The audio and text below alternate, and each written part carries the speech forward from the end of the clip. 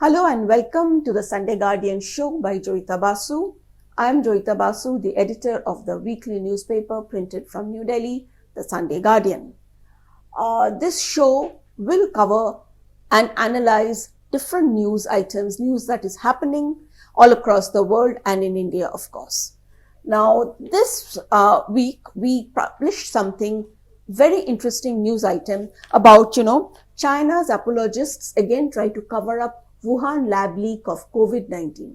The article has been written by Bangalore-based Dr. P.S. Venkatesh Rao. What this article is talking about is that attempts have again started to obfuscate the origin of the COVID-19 virus. An attempt is being made to discount the lab leak theory. Now, what has happened is, we are talking about two articles that have been published in the extremely prestigious Journal of Science on 26th July 2022. Science, as you know, is also known as Science magazine. It's a peer-reviewed academic journal of American Association for the Advancement of Science and is one of the top academic journals of the world. Now, title of one of the articles is The Hunan Seafood Wholesale Market in Wuhan was the early epicenter of COVID-19 pandemic. And the second article is about the molecular epidemiology of multiple zoonotic origins of SARS-CoV-2. Now, the problem is, this article, because these articles have been written by renowned scientists, and because these articles have been published by Science, what is happening is a lot of validation is coming into these articles, as a result of which what has happened is that these articles are being picked up by media organizations around the world, including Indian media, saying that this is gospel's truth. So basically what we are saying is that because these articles are saying that COVID-19 has a natural origin, now this narrative is being pushed that COVID-19 was not genetically modified. It was not because of gain of function research. And that is exactly what these articles are talking about. Articles have predetermined that the virus is of natural origin. But if one goes through the article, as Dr. Venkatesh Rao also mentions in this report, the findings are dubious. And nowhere does it talk about, genetic engineering or gain of function research.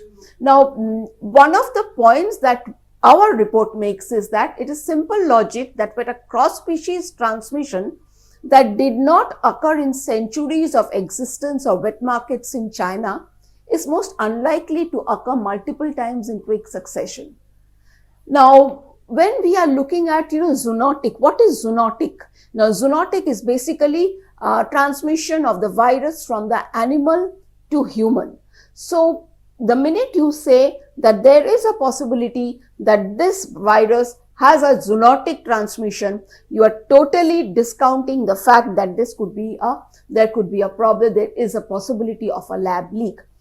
Now, if you look at the authors, both these articles have multiple authors under Dr. Christian G. Anderson's guidance. Now, Anderson, interestingly, is known for infamously switching from suspecting COVID-19 to be genetically engineered to trying to prove that it naturally jumped from wild bats to humans.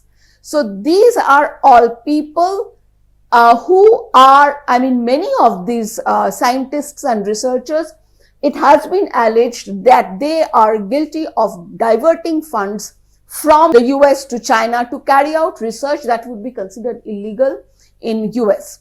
Now, what happens is that if you look at the progression of the way the investigation into COVID-19 has happened, there has always been an attempt to cover up on behalf of China. Now, when we are looking at that, what happens is that people like Peter Daszak and all, even if you look at WHO's investigation of the COVID-19 virus origin, they were basically employing people, they were using people, deploying people to go and investigate the source, people who were guilty of gain of function research. Now the thing is, but again, Now the question is the timing. Why is these articles being promoted right now? In fact, why are these articles suddenly being promoted right now by a group of scientists who have vested interests? Now, we have a theory.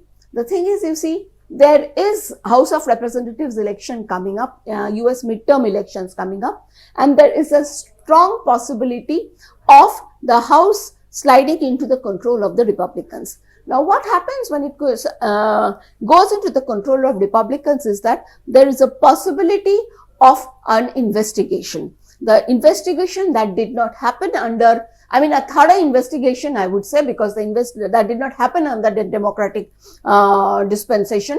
An investigation happened, but that also kind of came out with a result which was neither here nor there. It could be natural, it could be lab engineered.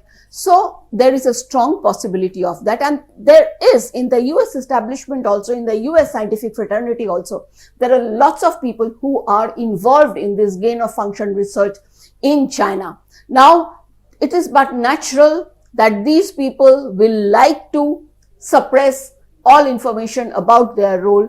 So in a way, once you start floating such articles, what happens is that, the attention is diverted. No one is talking about them. But apart from that, what is actually, if you ask me, is criminal is that the way China's role is being absorbed in this, the way we are not talking about Xi Jinping. Think of the number of people who have died. Think of the loved ones we have lost. Think of the loss of livelihoods, of lives for the 2 years. In fact, 2 years, if you look back, 2 years have been sucked out of our lives. But what has happened? Where is accountability for that?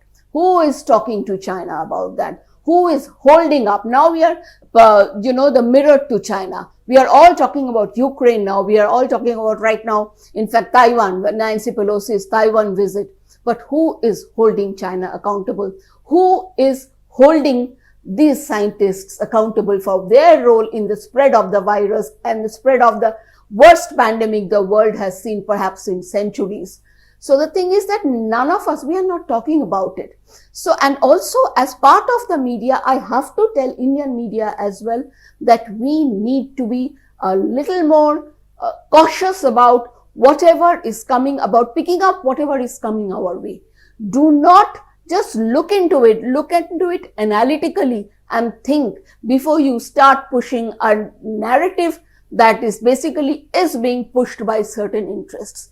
And let us hope we keep our eyes and ears open and we gather the courage. In fact, nations need to gather the courage to ask China for reparations, for accountability. I think that is what is needed. Thank you.